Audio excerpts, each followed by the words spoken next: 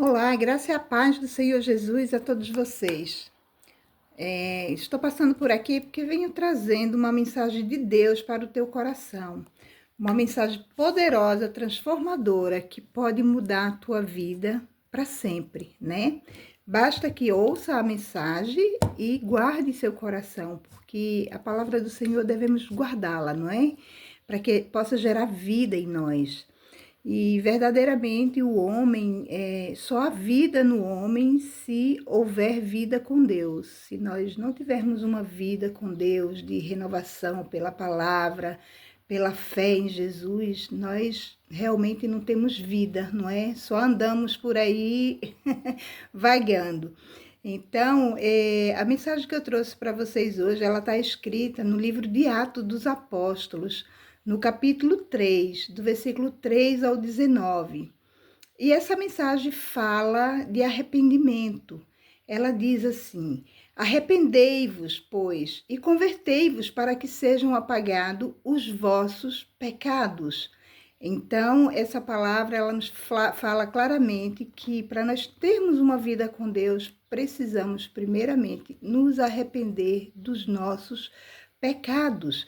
Essa foi a primeira mensagem que Pedro pregou, uma mensagem evangelística. Ele pregou na igreja primitiva, não é? Logo que Jesus morreu e ressuscitou e foi assunto aos céus, eles começaram a pregar o evangelho, né? Com autorização de Jesus. E aí, Pedro, cheio do Espírito Santo, não é? Ele tocou no homem coxo, o homem pediu para ele umas moedas e ele respondeu: não, eu não tenho dinheiro para te dar, mas tudo aquilo que eu tenho em nome de Jesus eu te dou, levanta e anda, né? E aquilo foi maravilhoso, porque aquilo atraiu multidões, aquele milagre, que foi o primeiro milagre que aconteceu depois que Cristo ressuscitou, né? É, que aconteceu através dos apóstolos, e aquilo foi maravilhoso. O povo ficou maravilhado e atraiu multidões, não é? A cura daquele homem coxo, porque a Bíblia diz que ele levantou e ele andou, né? E assim, Pedro exortava o povo, né, de Israel a reconhecer Jesus como Messias e se voltar para Deus em arrependimento e em fé. E aí a Bíblia sempre ela nos exorta e nos chama ao arrependimento. E aí muitas vezes nós nos perguntamos, né? Você pode perguntar assim: "Ah, mas irmã linda, mas são tantos pecados, de qual pecado eu devo me arrepender?" Não é? Que pecados tantos são esses que me afasta, não é? Dos planos de Deus, que me tira do centro da vontade dele.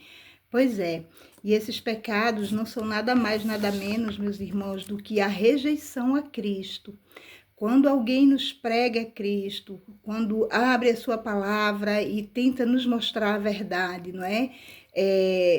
Do céu, que está escrito na Bíblia, e nós muitas vezes rejeitamos. Ai, não quero saber disso. Muitas vezes outros dizem: ai, é que foi escrita por homens, eu nem quero saber, isso talvez não seja verdade. Pois é, pois bem, se você tiver se enquadrar nesse primeiro ponto, saiba que você está em pecado contra Deus, não é? A dureza de coração por não aceitar a palavra do Senhor, por não aceitar as verdades que estão escritas, por não aceitar as verdades que Cristo deixou aqui nessa terra para que nós pudéssemos seguir até chegar ao céu. A partir do momento que nós rejeitamos e achamos que isso é coisa demais para nós, ou que isso talvez não seja verdade, ou talvez isso sejam uns crentes fanáticos, ou qualquer coisa do gênero, e o nosso coração arranja um pretexto para rejeitar a palavra de Deus, não é? Isso chama-se dureza de coração. E saiba, meu irmão, que você está em pecado grave contra Deus, tá? O outro pecado que você deve se arrepender, a incredulidade na ressurreição de Cristo.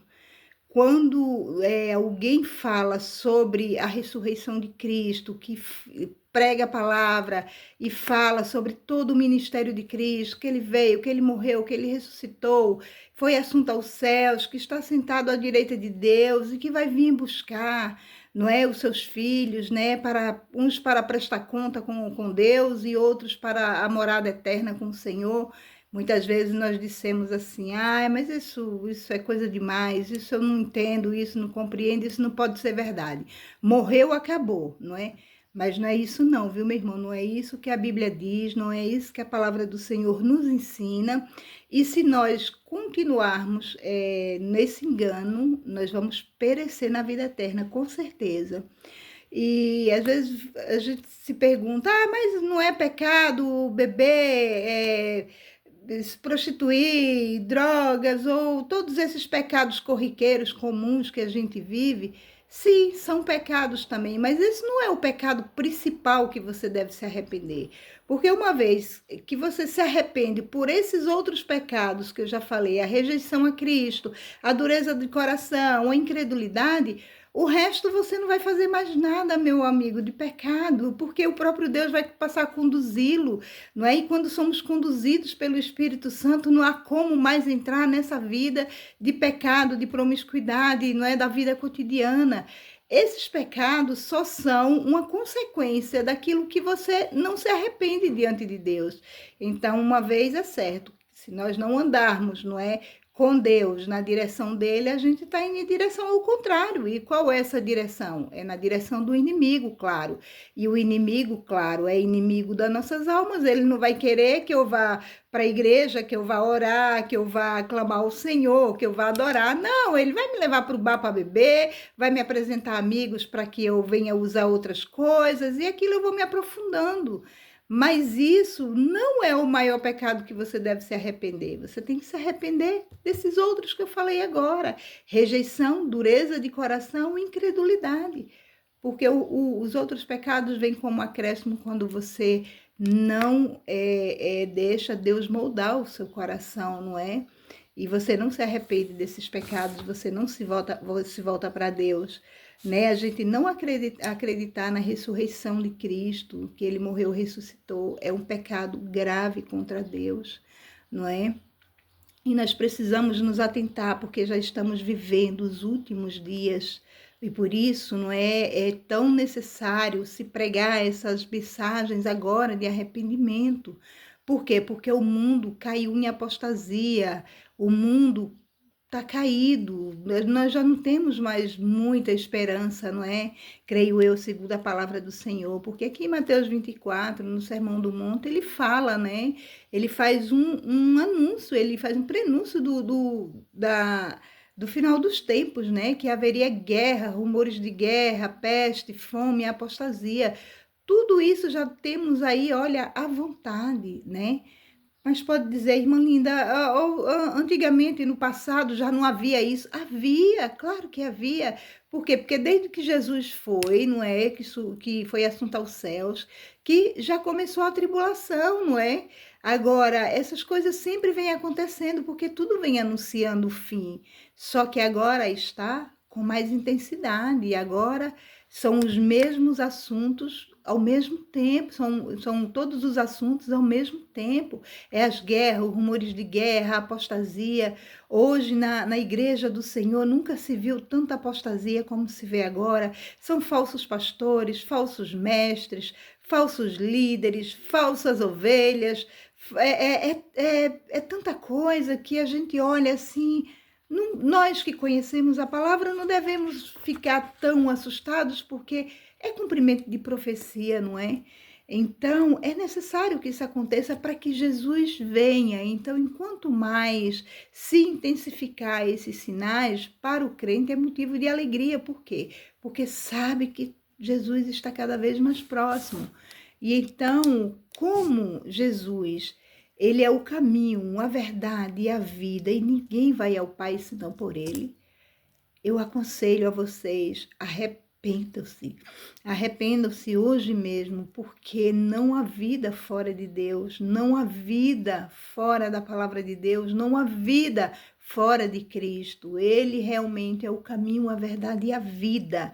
E nós não vamos conseguir ir até o Pai se não for por Ele. E para isso precisamos nos arrepender e receber Cristo como nosso Senhor, nosso Salvador, como o resgatador das nossas almas, como tudo. Cristo, ele é tudo para nós, é o nosso amigo, é o nosso advogado, é o nosso pai, é o nosso irmão, é o nosso Deus, ele é tudo, tudo, e sem ele nada podemos fazer. Amém? Então, fica aqui essa reflexão, receba essa mensagem em vossos corações, em nome de Jesus, para que a vida de vocês possam tomar uma nova direção, um novo sentido, um novo rumo, porque tudo, meus irmãos, que nós passamos aqui nessa vida de festa, de coisas supérfluas desse mundo, isso é tudo passageiro, isso vai ficar, não é? E às vezes a gente morre até cedo demais, nem chega a usufruir daquilo que temos. Mas Cristo, ele é eterno. A eternidade é longa. Vamos começar a pensar nela, porque a vida na terra é menor do que a eternidade. Amém? Que o Senhor vos abençoe, que essa mensagem possa entrar em vossos corações, que vocês possam entrar hoje mesmo em comunhão com o Senhor e perguntar ao Senhor: Deus, como eu faço para me arrepender? Do que é que tu queres que eu me arrependa?